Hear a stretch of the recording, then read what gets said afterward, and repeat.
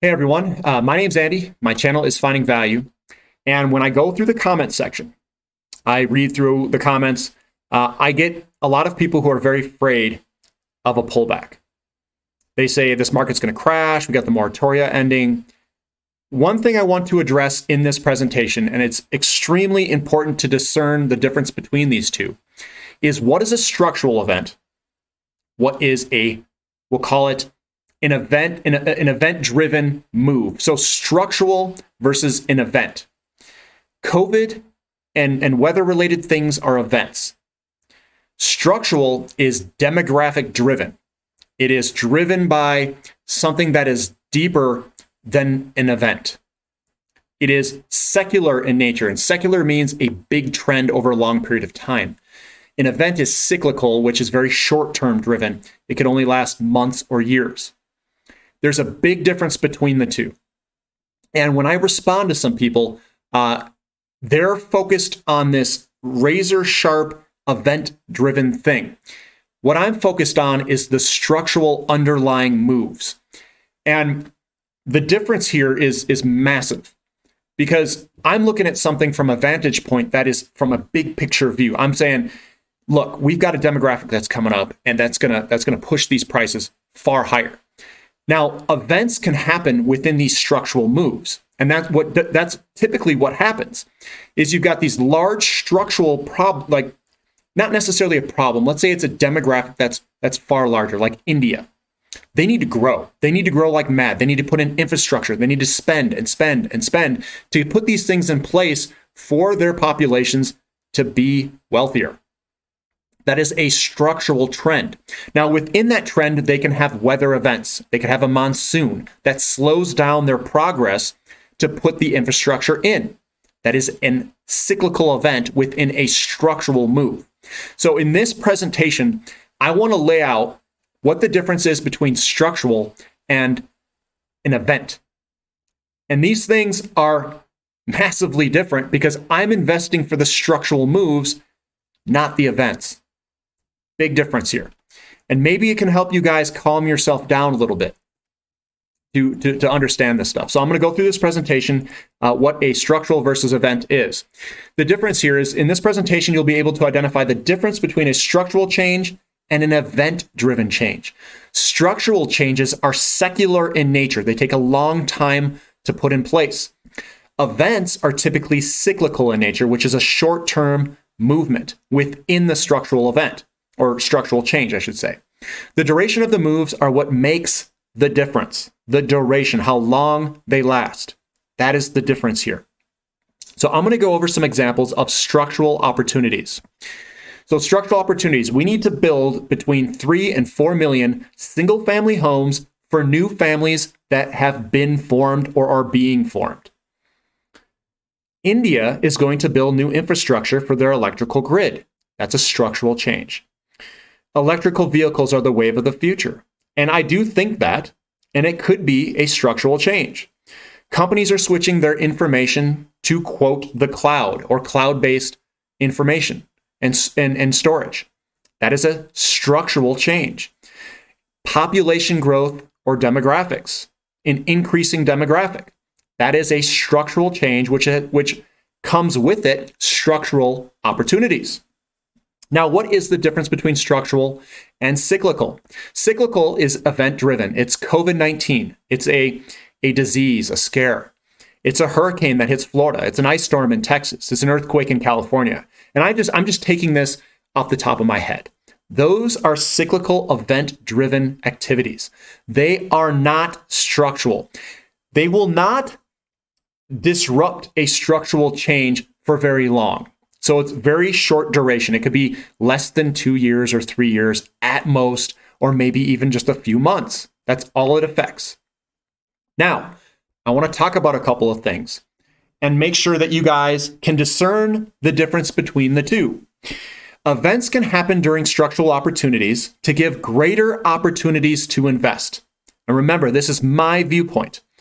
COVID-19 is a cyclical event-driven problem. Weather and Mother Nature also create events within structural opportunities. Cycles can also provide opportunities to buy inside of structural opportunities. Real estate cycle goes into recession. It's deflationary. That provides an opportunity to invest in a country that could have a structural opportunity. It is growing because the demographics are much more favorable, with younger people far outgrowing the older people. And that is structural in nature. So you can have a real estate cycle that's cycling up and down within this big structural opportunity. And structural demographics. Demographics by nature are structural because of the growth that they have. They are what determine inflation or deflation. Deflation being Japan, inflation being India, and that is demographic driven. As an investor, you want to focus on structural demographics that are growing in size, that need growth and spending in those countries. You need more diapers. You need more homes. You need more whatever it is.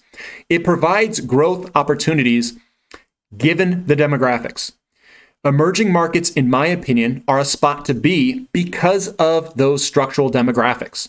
That's why they're good investments. You could plop money in there and let it sit. Now, there are other things that also affect the growth of those countries or your investments in those countries because you have currency differences. So that is another thing that you want to look at.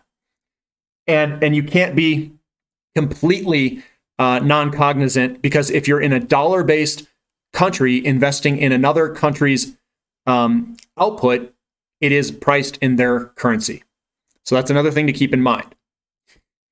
In the COVID-19 fallout, we've got the moratoria. It's an event-driven problem in real estate. And what I said there is it is an event-driven problem. Event. The new home shortages, in terms of the deficits, is a structural demographic issue. Remember, think of those two that I just said. Moratoria is an event-driven problem within a home shortage of a structural demographic issue. The moratoria is a short-term cyclical event that would provide a buying opportunity within a larger structural issue of real estate.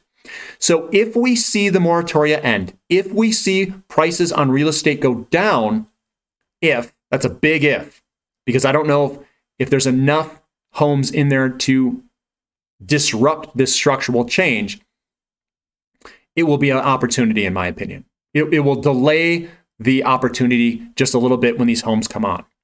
So what I'm doing is I'm looking for structure. I'm looking for the structural undercurrents to invest in. So I look for structure in my investing and use cyclical opportunities to buy more if they happen. I know a lot of people on this channel are afraid of cyclical pullbacks from COVID-19. So that's why I did this presentation, because I know they're very worried about that. I am focusing on the big structure moves and will use the event-driven pullback to buy more if something else happens. And again, my opinion is the event already happened. It doesn't, it's behind us. Now, is there some lingering effects from that event? Maybe. I don't know all of the effects, but I think it's behind us, the majority of it. The real estate and the moratoria, remember, they inventoried this on the side. And keep in mind here, the banks, the Federal Reserve Bank, the banks own that. The commercial banks are part of that ownership of the Federal Reserve banking system. Things like JP Morgan, Wells Fargo, US Bank, all these Goldman Sachs, those banks are part of that. They're not going to hurt themselves. So I think if they're going to do something, they're not just going to throw it all on the market at once. Whatever they do, I don't know what they're going to do, but I don't think it's going to hurt them. And remember, if you give stimulus checks given to people help the banks. So it allows people to pay their mortgage. It recapitalizes the banks if these people put the money in the bank. It gives them more money in the bank. They're like literally bailing themselves out by giving stimulus. If you think of it that way.